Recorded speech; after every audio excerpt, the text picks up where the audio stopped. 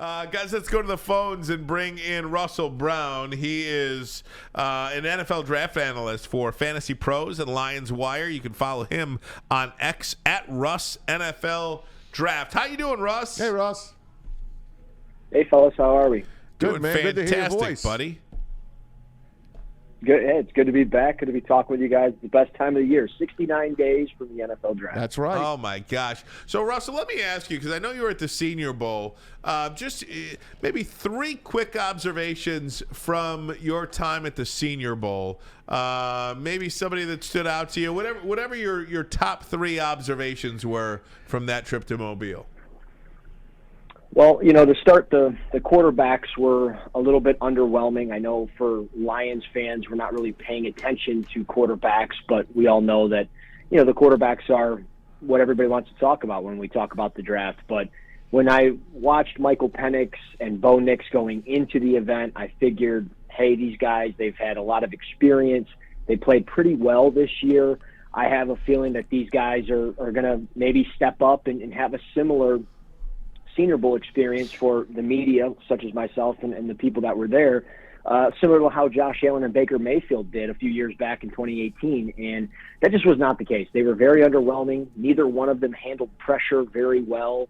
They had, maybe a good red zone series here or there, but they did not attack to the middle of the field. And I felt like Michael Penix, that was an area of need for him. And when we look at the quarterback group, we all know that Caleb Williams, Drake May, and Jaden Daniels are the consensus 3 at the top. But J.J. McCarthy, even though he was not at the Senior Bowl, he made himself money because he wasn't there. He didn't have to show that he couldn't do something or do something well or whatever.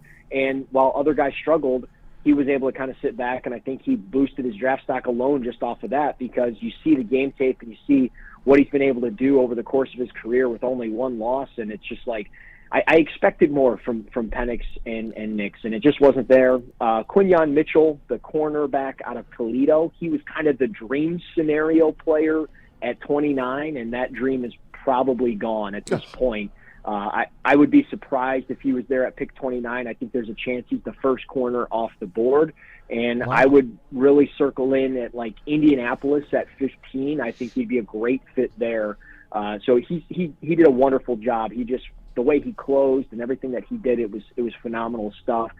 And then just the last piece, Jamari Thrash from Louisville. I think a team that's looking for a potential middle to late day 2 pick, maybe early day 3 pick for a wide receiver that's 5'10", $185, isn't blazing fast. He doesn't have that vertical speed that we like to see out of like a Tyreek Hill, but the pacing of his routes was excellent. I thought he had a very strong week, and he was somebody that really stood out. And then I just got to give a shout out to a local kid out of Southfield, but he went to Canton High School, Darius Robinson out of Missouri. He is absolutely yoked up at 6'5", 285, and there's a lot of buzz surrounding him. And Mel Kiper, I believe, came out yesterday and said there's a chance he's a top 10 or top 15 pick in a couple of months. Good wow, for him. Incredible stuff there. Hey, Russell, a lot to chew on there.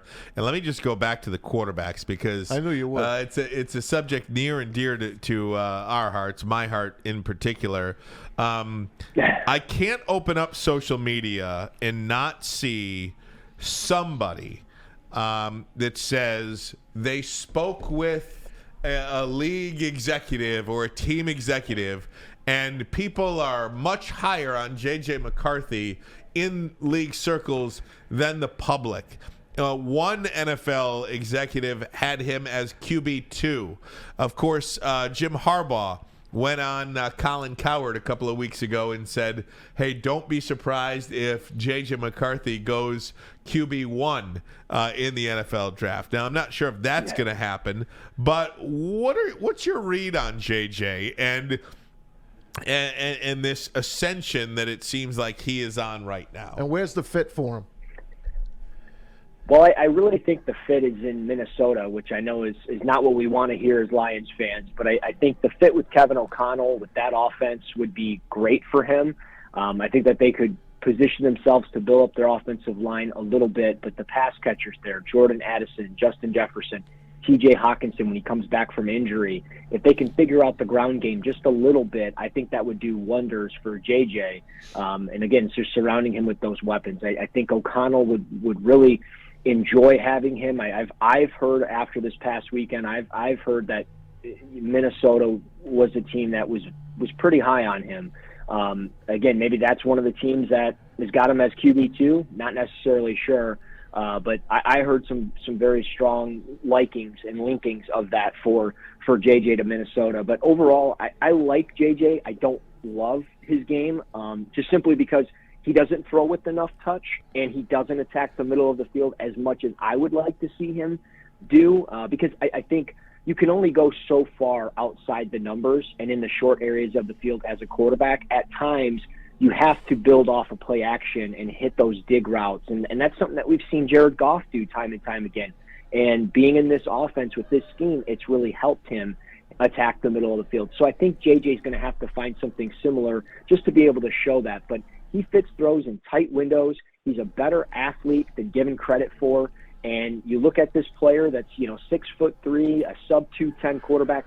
Frame will come into question a little bit, but he's a good athlete. He's got good enough arm strength. He's a smart kid. He wins football games, and he carries himself so well. And I think that's going to win over a coaching staff and ultimately a locker room. So I'm excited for JJ, and I think, I would have to agree with the rumor that he's going to be a top 12 pick. And at this point, I wouldn't be surprised if somebody traded up to get him.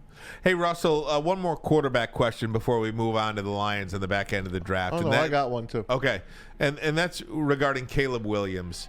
So many people, just believe he's just a slam dunk, surefire thing. And then, I don't know if you saw the video of Merrill Hodge, who seems to be pegging these things left and right. Last year there's this video circulating about, I don't know, Bryce Young ain't it. It's C.J. Stroud. And this year he said he believes that Justin Fields is a better quarterback than Caleb Williams, and he would not draft Caleb Williams in the first round. What do you make of that, and where are you on Caleb Williams? Yeah, look, everybody's got the right to their opinion. That's what makes this great. We all have different views and takes, and we all see the game through a different lens, and it's what makes it great. He could be right on that.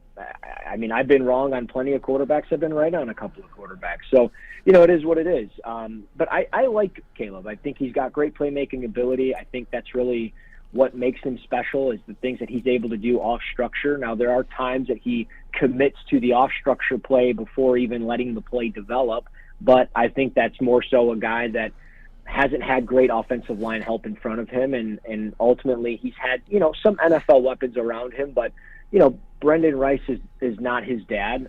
Taj Washington is a nice piece, but, outside of Jordan Addison, he hasn't been playing with the greatest of talent. He hasn't been playing with the talent that Jaden Daniels has had, 2 potential first-round picks at wide receiver. So I think if you give Caleb the opportunity and maybe a little bit of a better offense and a little bit of a different scheme, I think he could do better with that, a little bit more commitment to the run.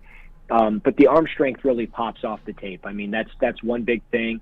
I think with arm talent, accuracy, the athletic ability, it's all there. And my biggest thing is if I'm the Chicago Bears, I know what I'm getting out of Justin Fields. We've had a big enough sample size. He's 10 of 28 win and loss, and that's his record. What he is what he is at this point. Could he get better? Absolutely. I like Justin Fields coming out. But I think at the end of the day, Chicago's got to swing for the fences. They got to get it right at quarterback. And you don't want to be the team that potentially passes on a player like Caleb Williams, because if he turns into like a Patrick Mahomes 2.0, you become a laughing stock again. All right. Well, how about the teams that are looking for a quarterback? You have the Bears at 1, Washington and New England. Those 3 teams need a quarterback. Then you skip down a little, and you have the Falcons at 8, the Bears again. You have the Jets with Aaron Rodgers, and they don't have a backup quarterback right now. Why not get a rookie in there? But Ryan kind of says they got a draft for this year. You got the Broncos, the Raiders, and the Saints there as well. How many quarterbacks are going in the first 15 picks? Who's going where, Russ? Yeah, I would think it's 4 guys. We've talked about this before in the past, and we've seen quarterbacks just end up falling into the second and third round. So anything's possible. But I could see 4 guys ultimately. I think there's just too many quarterback-needy teams. I mean, you listed off a bunch there, and I think they all make sense for the need or the potential want for the position. I think Chicago will land on Caleb Williams at this point. I could see Washington go either way, Drake May or Jaden Daniels. I lean towards Jaden Daniels just simply because, scouting the helmet is a thing at times in the NFL, and with them having Sam Howell, do they want to go back to the well of North Carolina and guys having roots to Phil Longo's passing attack?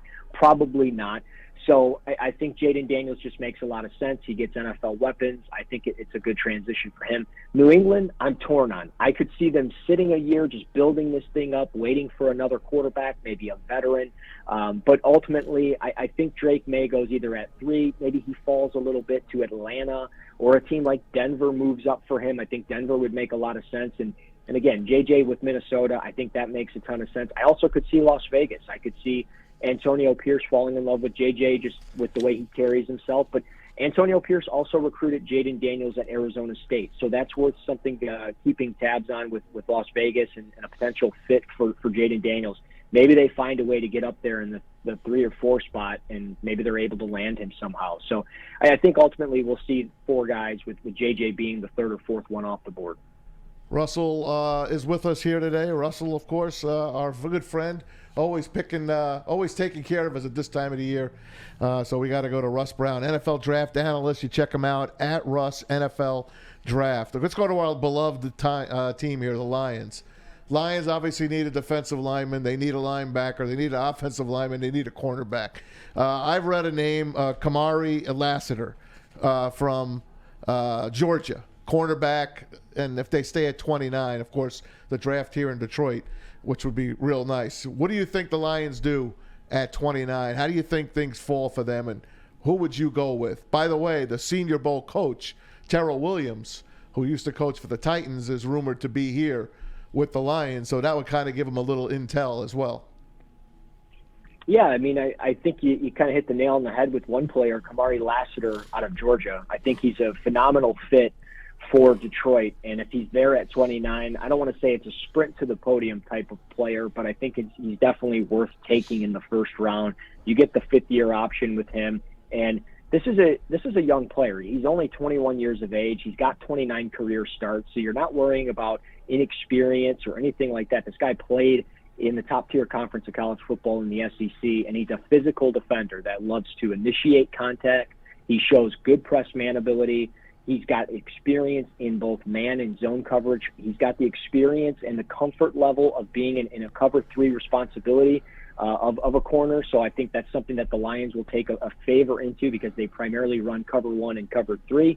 And when you look at just the overall weaknesses of Kamari Lassiter, he needs to get his head around a little bit faster, and he's got to, redirect his hips and change direction a little bit more fluidly. But I think he'd be a great fit alongside Cam Sutton, and the physicality is what I think the Lions will fall in love with. And again, it all depends on how these players interview. We all know that. It doesn't matter about a mock draft or anything like that. It matters how these guys interview. As we mentioned, Senior Bowl defensive line guys, I could see the Lions taking a liking to Darius Robinson. But again, is he going to be there? If he's truly shooting up draft boards like people say, I could see him being gone at 29. But if he's there, I think he makes a lot of sense. You get a local kid that's very versatile. He played in a very bad scheme, a 3-3-5 stack at Missouri, where he was asked to play head up on offensive tackles, which is fine. But when you play defensive end, you want to take half-man responsibility. You want to align on the outside shoulder of an offensive tackle. You want to play in that 5 technique or a 4-eye technique, take the inside shoulder. And he can do both of those things. And I think if you get him in that type of position, whether it be a 4-eye, a 6, doing those types of things, I think he can really benefit this team with the way he stops the run and his ability as a pass rusher. I mean, he might not be a 10 or 12 sack guy, but he can get you 6 or 7, maybe 8 sacks consistently due to his length and his power and his speed to power within his game. So I like both of those guys. The wild card that I'm going to throw out there for Lions fans, and his name hasn't been picked up necessarily yet, but his name is Gabriel Murphy out of UCLA. This kid was at the Shrine Bowl down in Dallas, and he tore it up. And at 6'3", 260, he had 8 sacks. He had 16 tackles for loss this year and 2 pass deflections. And he's a high motor type of guy that I think would complement Aiden Hutchinson perfectly. And again, an older player a little bit because he played at North Texas prior to UCLA, but he blew it up. He's got fast hands. He's somebody that's got some twitch. And again, the bend and the motor, I think the Lions are really going to take a liking to. And I could see this guy sneaking into the back end of the first round, or at least in the top 40 picks of this year's draft. Hey, Russell, the Lions obviously have not had this late of a pick in the first round in a long time. And anytime they have had this late of a pick, they've jumped back into the first round. For instance, in 2004, jumped back into the first round, pick 30. Drafted Kevin Jones. Oh, how about jumped back into the first round in 2010? Pick number 30, Javid Best. Yes, running back. He would have been great. Jumped back into the first round in 2015. Yes, Laken Tomlinson at 28. I mean, it just keeps getting better and better. Do you believe, Russell, that for Brad Holmes, it simply is absolutely best player available, or do you, because you're so close to a championship, do you start picking for need a little bit? I could see him start picking for need a little bit. I mean, we all see how Brad operates every offseason, and he's going to get aggressive. If they have a guy that is their fifth or sixth best player on the board, or their top player on the board, and he's available at, let's say, pick 20, he has no problem being aggressive and getting up there and trying to make it happen. If that means giving up a future asset to potentially win now and to potentially win down the road even more, they're going to do that. I see them staying put at potentially pick 29, but I could see them moving pick 73 or and 92 or pick 73 and 163 to move up into the second round. But ultimately, I could see them just keeping the picks that they have, maybe getting a little active on day 3. It's a wild card at this point, just because we haven't seen free agency, and I kind of want to see what they do in that regard. Are they bringing guys in on these valuable 3-year deals like they did with Cam Sutton, or are they bringing in a lot of 1-year guys? So we'll kind of see what they do there, and I think we'll have a better understanding of what their potential draft plans will be. Hey, Russ, a guy in the chat wants me to ask you about T.J. Tampa, cornerback from Iowa State. Yeah, I mean, I recently watched him. I'm glad he asked about him. I like T.J. Tampa. I do. I don't like him as much as I thought I was going to like him, if I'm going to be honest with the audience. I thought he was somebody that did not tackle very well. He kind of had the same problems that Kalen King out of Penn State, who's a Detroit native.